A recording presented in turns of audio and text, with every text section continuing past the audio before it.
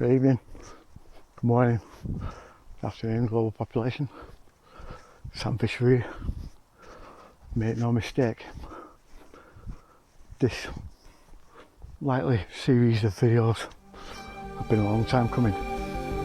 Let's get started, eh?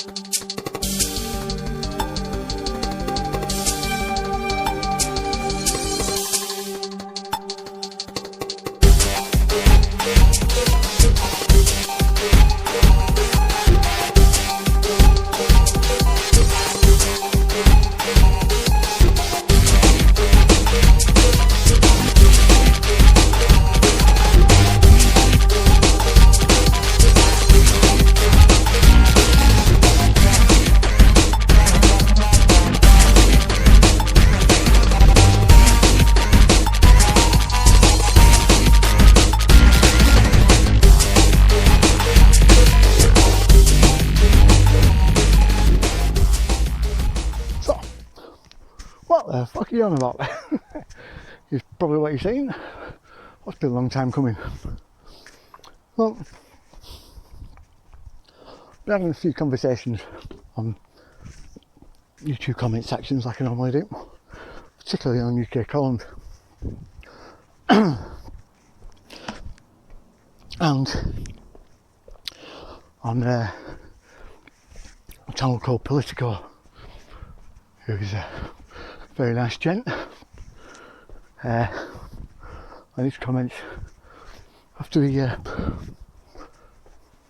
uploaded a portion of a Lord Sumption sort of roundtable debate kind of thing, where now this is Lord Sumption, for those who aren't in the know, he is a ex member of what can laughably be called the UK Supreme Court,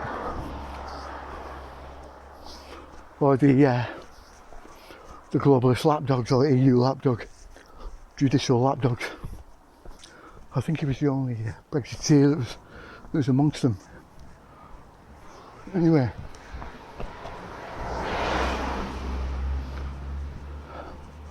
basically Lord Sumption was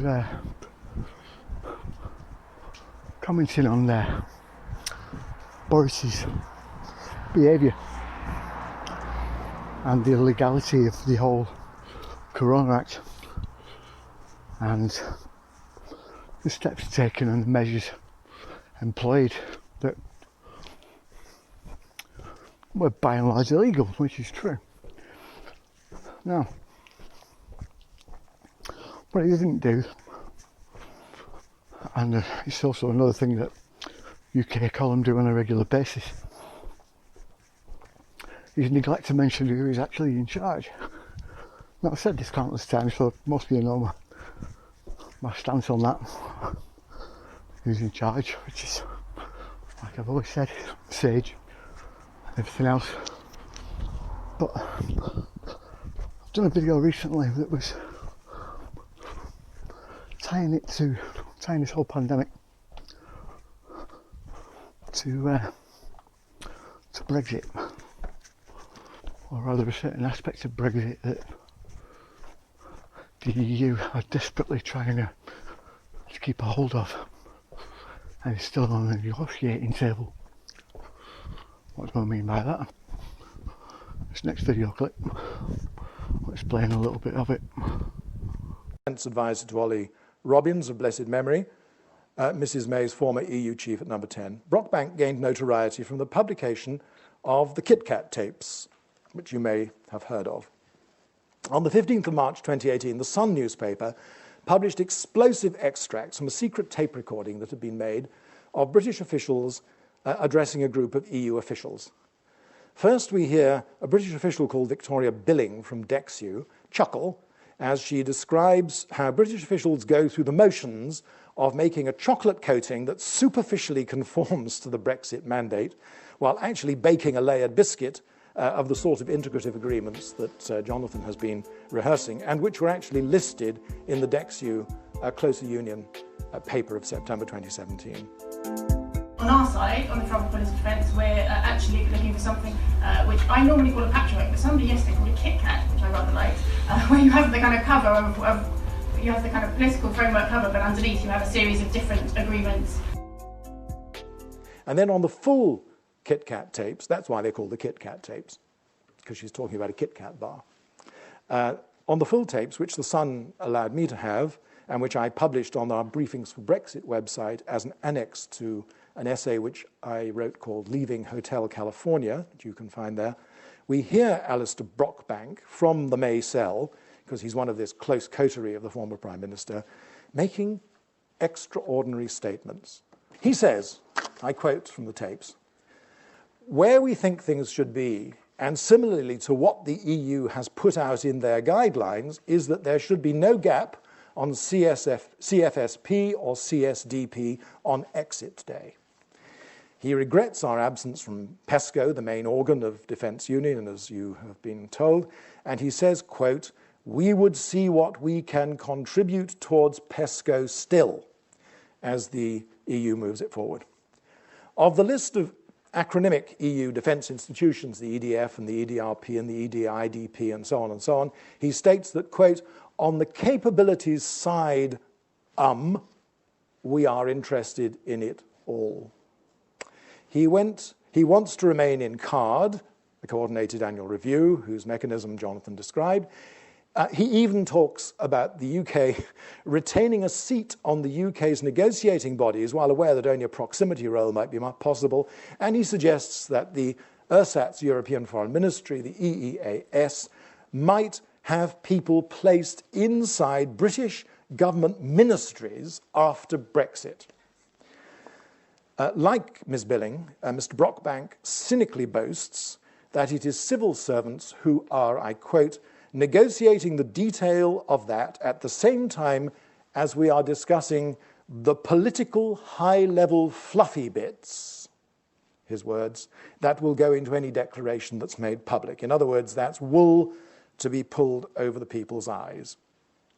He states that the ambition is to lock the UK into and under EU control in the defence, security and intelligence areas by an international treaty as soon as possible after leaving day, which is one of the reasons, by the way, that Sir Richard and Lord Guthrie and I prepared the draft treaty with the help of international lawyers, which is now there tabled and indeed available to Number 10 to roll the day after we leave. It's a protective treaty, as distinct from a destructive and colonial treaty. Ladies and gentlemen, to the best of my knowledge, which is of course limited, that's merely of an outsider, Mr. Brockbank has been neither censured nor sacked by the past and continuing Cabinet Secretary and National Security Advisor, Sir Mark Sedwill. Senior to Brockbank, by far, are a man already mentioned, Mr. Angus Lapsley, recently honoured in the Queen's Birthday Honours, and Dr. Brian Wells. Both of them are now senior in the Ministry of Defence. Lapsley is on record in 2016 when he was the UK's ambassador to the EU Political and Security Committee, telling his fellow ambassadors on a charming away day in the Alps, which is the sort of thing ambassadors do, because after all it's very hard work and you do need to go to the Alps quite a lot, that he didn't understand why his country had voted to leave the EU. Ich verstehe nicht, he said. Bizarrely, he declared in the same remarks that EU foreign policy had always been relatively popular in the UK, and that we rather like the security strategy, we rather like the global strategy. We were part of the member states who helped to shape it. Yes, indeed, we were. He was, I think, probably one of those involved. We think it's a good strategy. The we is clearly first-person singular. Mr. Lapsley has tweeted subsequently that the EU Commission is needed if we're to respond to modern threats in Europe. And as General Jonathan mentioned when he was mentioning him, he explicitly diverges from the normal view that defence is a sovereign responsibility of sovereign states. He believes that it shouldn't be and that the EU should run our defence. And this gentleman is now an MOD director in charge of negotiating, still today, as we sit here, just behind us in this building.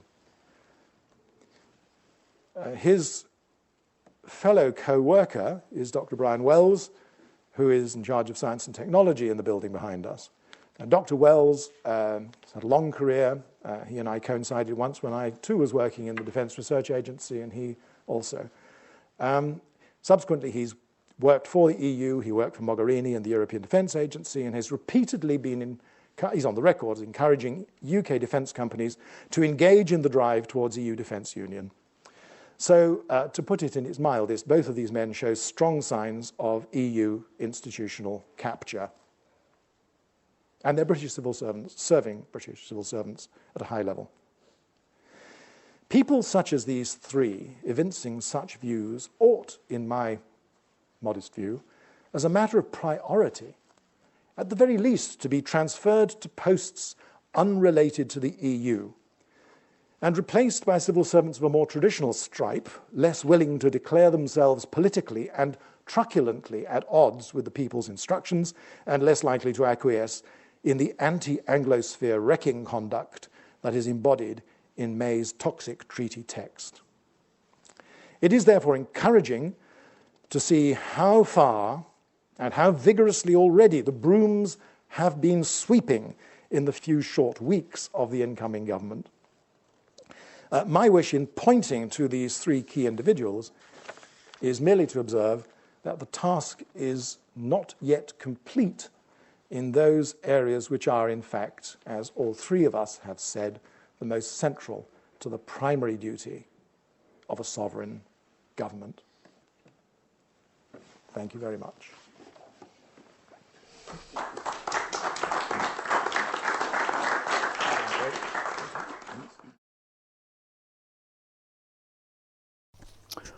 So, saw that video a few times. Basically, William Prince is the part of the Joint Chief of Staff of the Strategic Defence Committee of the UK government under a few different prime ministers.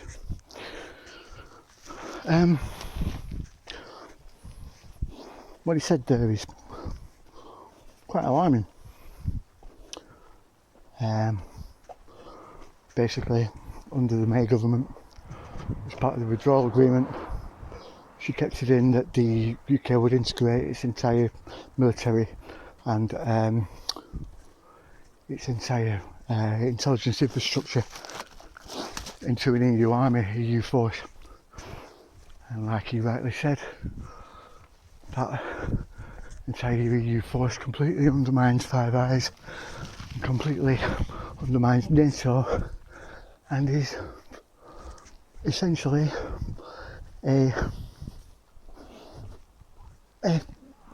direct opposition against what is very rapidly becoming a very weakened US, and also a very weakened China. Why do I say this? How do I know? We'll put it this way. If Biden wins in November, the US will be weakened exponentially because Biden will just dismantle it. If Biden doesn't win in November, the US is weakened because of being embroiled in a very, very likely bloody civil war.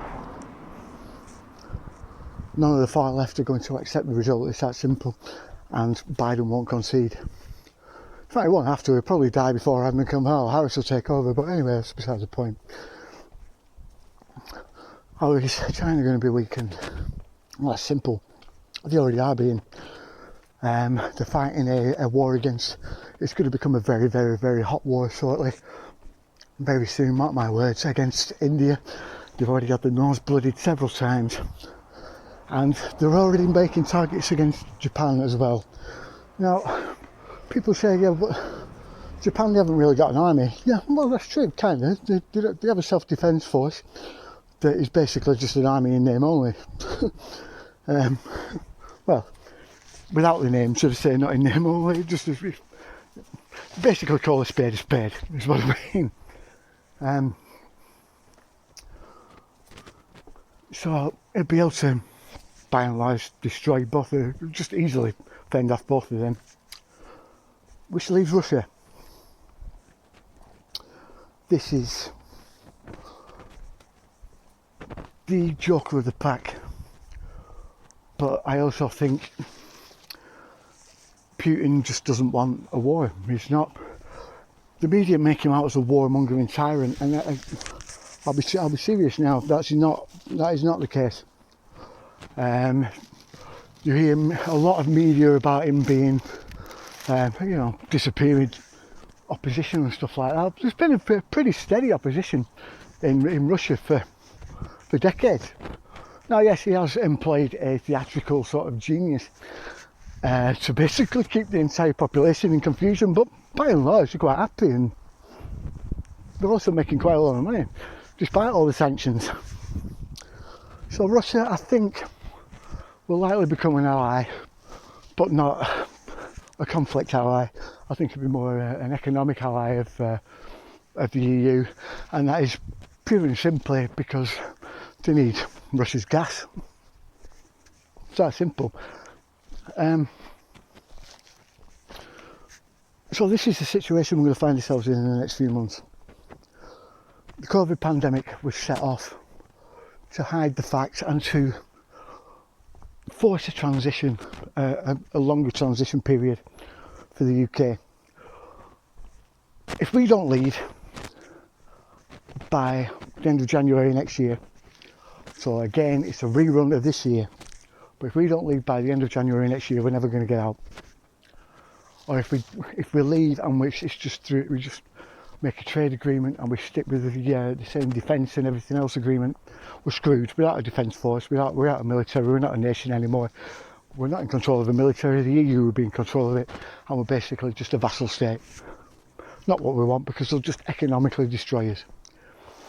They're already doing that anyway. I mean, they've said countless times, Juncker, Barnier, Verhofstadt, Holst, all of them have all been saying that Britain is their basically proverbial mattress full of cash.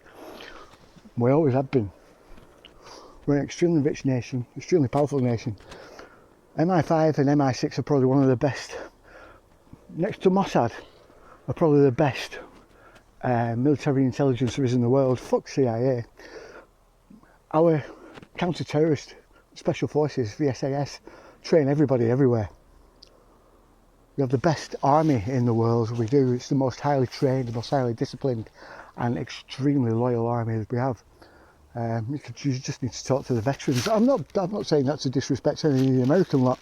It's just that your American special forces will know exactly what our SAS are like and how fucking respected and feared they are around the world. So yeah, can you imagine an EU with that amount of power? It's not a good sight. It's not a good thought, is it? How we got there is disgusting. This has been a long-term plan, but it's had two countering factions that have been trying to sort of wrestle control. It started off with just the Rothschilds, or so we were led to believe. I've mentioned them a couple of times, and I've seemed to have got away with it on YouTube a couple of times. And that's the Council of Nine, not the mythical Council of Nine, the actual Council of Nine. Everyone says it's 13 families that rule the world. It's not 13 families. It's not there. Go back to Tesla. Everything in the universe, and as above, so below. Everything runs on 3, 6, and 9. The actual guys in charge, there are 9 families. The top family, and then there's 2 branching lower families, under families. Each of them have 3 members. A trinity, all the time, every time. Remember what I said, 3, 6, 9. There is always a top 3, which is the main sort of boss family of 3. And then one group of 3 and another group of 3. And it's Western, Eastern Hemisphere. with another ruling family over the top. The very fact that you know about the Rothschilds should be a red flag that they're not in charge. Who is in charge? That's a different matter, and like I've said before, you cannot get away with mentioning their names on any social media anywhere. I've done it before. My channel was immediately destroyed. The people that were commenting on my channel were destroyed. That was it, boom. They lost all their accounts. The only other person I think has likely gone through the same sort of problem is Ryan Dawson. Ryan, mate, I would love to speak to you. I really would. Me and you would have a lot to talk about.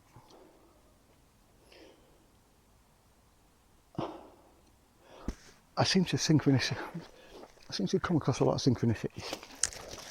A lot of the time information falls into my lap. Quite strangely. The focus of my next video was exactly one of those times. And I was searching high and low for any sort of information on this guy. And then two very, very, very interesting little tidbits came to my attention quite accidentally. And that was Philip May.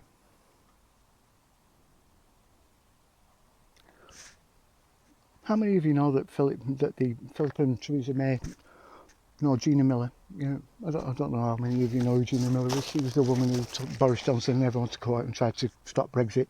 Actually got the vote that we would have had to what kind of Brexit we wanted to take it out of our hands and given to Parliament right at the beginning. Remember that?